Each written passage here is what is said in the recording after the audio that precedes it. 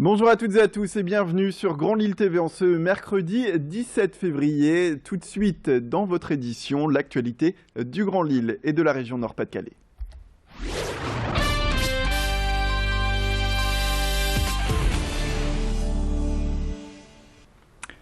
Et avant de passer au titre, les informations de dernière minute. Calais d'abord avec un nouvel épisode concernant la présence des migrants dans cette ville. D'anciens militaires veulent un rassemblement citoyen à Calais le 20 février prochain en soutien aux Calaisiens et au général Picmal. Pour rappel, cet homme a été arrêté le 6 février dernier lors d'une manifestation anti-migrants qui avait été interdite par la préfecture. Il doit comparaître le 12 mai. En tout cas, concernant cette demande des militaires, la préfecture du Pas-de-Calais n'a pas encore donné de réponse. Et politique également, on revient sur les législatives partielles de la 10e circonscription Tourcoing-Lys et le positionnement du Parti socialiste. Ce sera Alain Mesrag, ancien adjoint au maire de Tourcoing, qui représentera le parti les 13 et 20 mars prochains.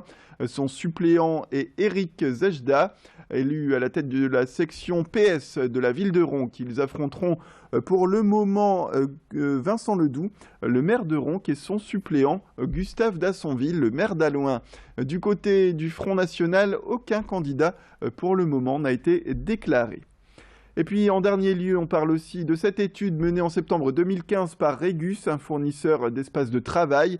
Elle a été menée auprès de 4400 professionnels dans plus de 100 pays et dont 946 travailleurs français.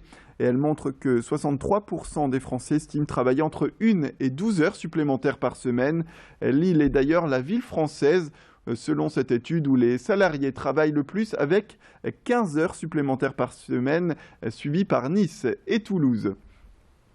Et dans cette édition, on repasse au titre de ce flash avec les déserts médicaux dans la région, une actualité qui fait suite aux annonces de la ministre de la Santé Marisol Touraine sur la modification du numerus clausus, ce fameux nombre d'étudiants admis en deuxième année de médecine.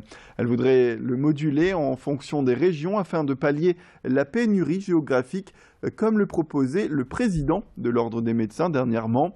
Beaucoup de syndicats cependant craignent aujourd'hui un effet d'annonce. Parmi eux, le syndicat Noragir avec sa représentante et sa présidente Virginie Suot. Pour elle, le problème vient surtout d'un décalage entre la ministre de la Santé et la réalité que vivent les jeunes médecins. Je vous propose d'écouter cette nordiste qui s'exprime.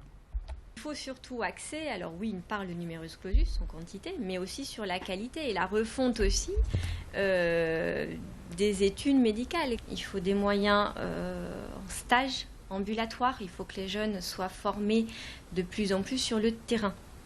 Et donc pour ça, il faut aussi revaloriser les maîtres de stage. Il faut augmenter le nombre de chefs de clinique en médecine générale. Sans ça, on n'a pas un enseignement assez conséquent, on n'a pas assez nombre d'heures de cours et surtout, ces chefs de clinique apportent de la recherche aussi en médecine générale, de l'enseignement et une qualité de soins aussi au cabinet.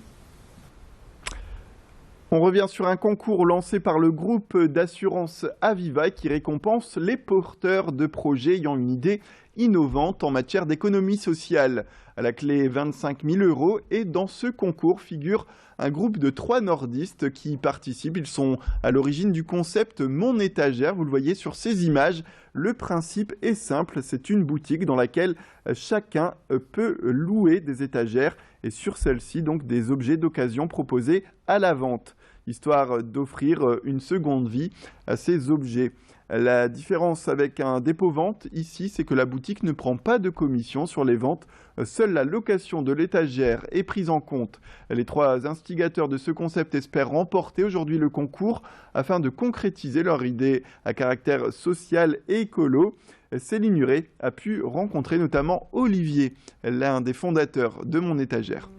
On a été aux Pays-Bas, on a remarqué un magasin, plusieurs types de magasins dans différentes villes, parce que bon, je suis marié avec une Hollandaise.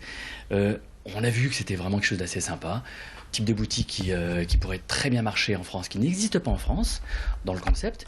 On s'est dit, tiens, recycler des objets plutôt que de les jeter, on a tous dans notre grenier, dans notre cave, des tas de produits qu'on stocke, qu'on laisse. Monter un concept de magasin où chacun pourrait vendre ce qu'il a envie de vendre pendant une période déterminée, en France, ça n'existe pas, on y va. Il y a une dimension écologique, il y a une dimension protection de l'environnement. Pourquoi ? Parce qu'on a tendance à jeter l'ensemble des produits, objets qu'on n'a plus envie, qu'on a dans son grenier, dans sa cave. On les jette, on les laisse traîner, voilà. Et ben, là, le principe est de ne plus jeter, de revendre, de recycler, de permettre à d'autres personnes de pouvoir réutiliser un objet que nous, on a laissé de côté. Voilà pour ce concept de boutique, mon étagère, voilà ce concept de boutique qui est initié par 3 nordistes et qui sera donc mis en avant durant ce concours lancé par le groupe d'assurance Aviva, ce concours qui va récompenser éventuellement ce projet nordiste écolo et social.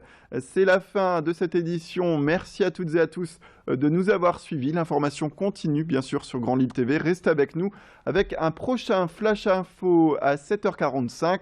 En attendant, on se retrouve pour faire un point sur la météo, sans oublier l'infotrafic en temps réel.